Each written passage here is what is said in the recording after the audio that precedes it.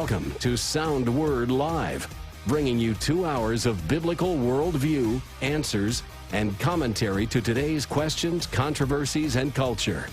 So buckle up and let's get a sound word from today's program with your host, Frank Trotta.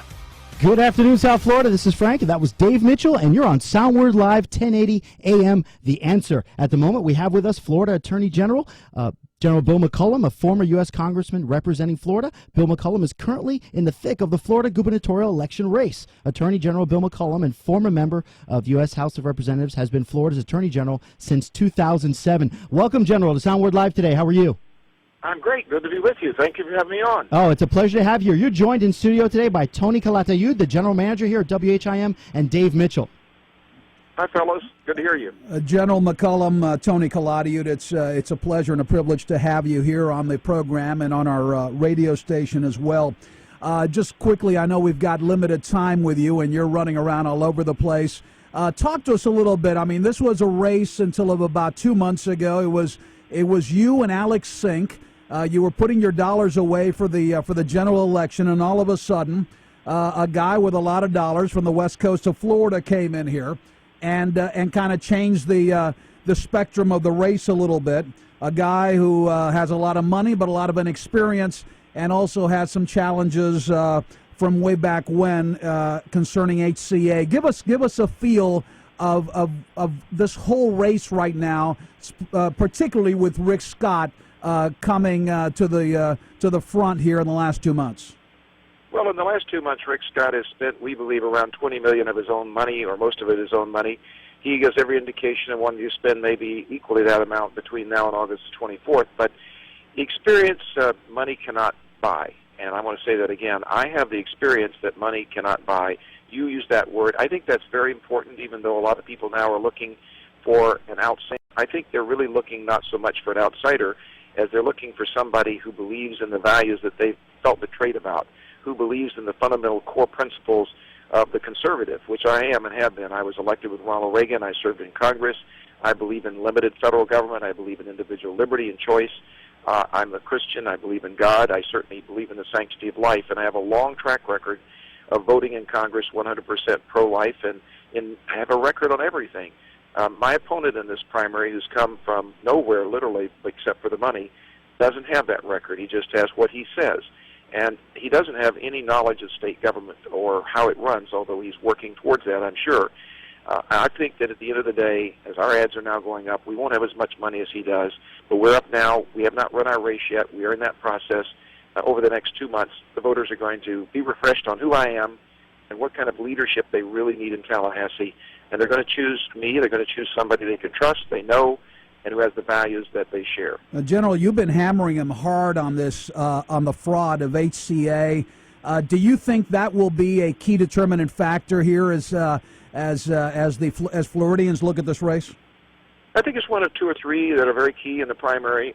First of all, I don't know Rick Scott personally. I know he says he's met me, literally shook my hand somewhere in the past.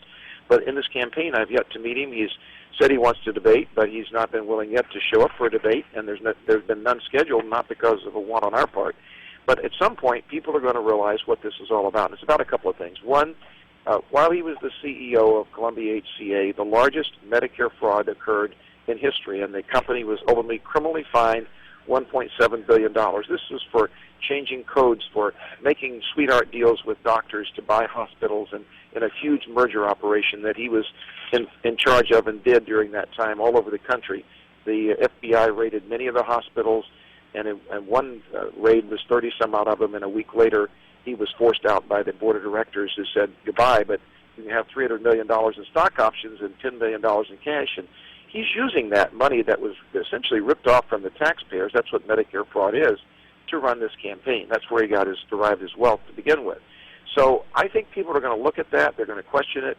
He said, I never was charged with anything criminally, but it's either one of two things. Either he was an unindicted co-conspirator, if you will, in the criminal activity that went on, or he wasn't a competent chief executive officer if he didn't know about this huge widespread fraud and the kinds of organized, systematic fashion is being carried on. So that's one of the issues. Do you want a chief executive officer of our state, the fourth largest in the country, who has that kind of background, didn't run a company any better than that, possibly was involved in the criminal activity?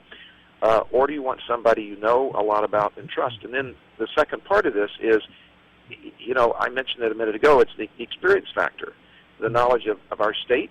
We're at a very troubled time. We need jobs. We need to grow jobs. We need to bring industry in here. Our economy is down right now, and we all know we've depended too long on travel and tourism and agriculture, and I'm going to promote those when I'm governor. I want them to be strong and grow and prosper, but we need more high-tech and biotech and aerospace industry in our state and work to build so Miami can be a greater port for Latin America. Things like that. That's what we should be talking about in the campaign, and that's the leadership Florida needs. General, with all that said, and the inexperience, there's no question, the HCA, there's no question, there's been a challenge and a problem there. Rick Scott, out of nowhere, with money, got ahead of you about 13 points in a very quick fashion. I think it's the last poll I think I saw was June 19th, where it was whittled down to about 5. And, of course, it's anybody's race from here to August 24th. But there is a certain a large anti-establishment thought process by the voters right now. I don't want to say anti-incumbent because you're not an incumbent in this situation, but certainly anti-establishment. How in the world can one stop that momentum? And that certainly seems to be purveying throughout the state of Florida. Well, I've been endorsed yesterday by Newt Gingrich, who I worked with a long time in Congress. We, along with Dick Armey, who's also endorsed me, did the Contract with America in 1994 that led to the Republican conservative takeover of Congress. And I'm proud of that record. I'm proud of any of my record anybody wants to look at, because if you check it, and I think people will increasingly check it, you will find out that I'm a consistent conservative both on the fiscal issues and on the social issues and on foreign policy and defense. And I think that's what people are looking for today. They're unhappy, and they're angry at Washington. They're angry with the big government that's going on up there. They want to see a change in Washington, not the kind of thing we have going on there. And they feel the same way about Tallahassee. We're overregulated and so on. So what Dick Armey said about me in his endorsement, he heads Freedom Works now, which is one of the leading Tea Party groups in the country. He said Bill McCollum was Tea Party before there was a Tea Party. And I think it's fine, and I believe people are going to think about this, to send a rookie to the legislature or to Congress or maybe the city council. But for your governor or your president, you want to know who you're sending there. You want somebody with experience. You just want them to also have your values and be somebody you can trust to live up to their word.